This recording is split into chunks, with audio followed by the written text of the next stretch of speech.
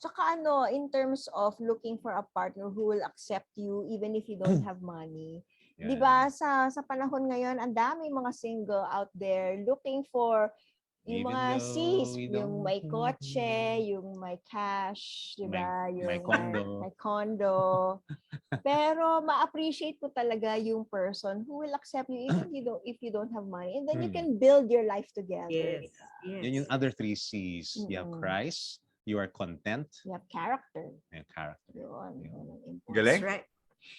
Nice. Galing. So, you've been together for what? 24 25, magto 25 years na.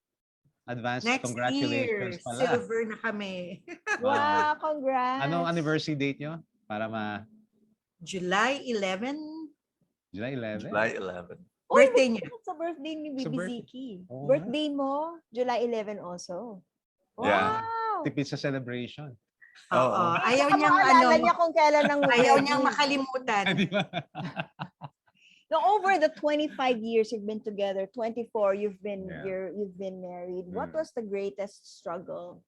Challenges. Your challenges that you had to experience And as a married and couple. how you survived them. Mm-mm. There are a number of them, pero 3 miscarriages was really tough. Yeah. So tough. I mean, hindi lang isa, hindi lang dalawa, tatlo yung Sunod-sunod. and it was, I think, All my pregnancies were also delicate. yeah, yung aming dalawang anak, very delicate also. But especially the miscarriages, Yeah. that really hit her more than me, of Of course. course. And like after each miscarriage for about 6 months, hindi naman clinical depression, pero talagang lugmok, na talagang everything was gray for her for many months after each miscarriage.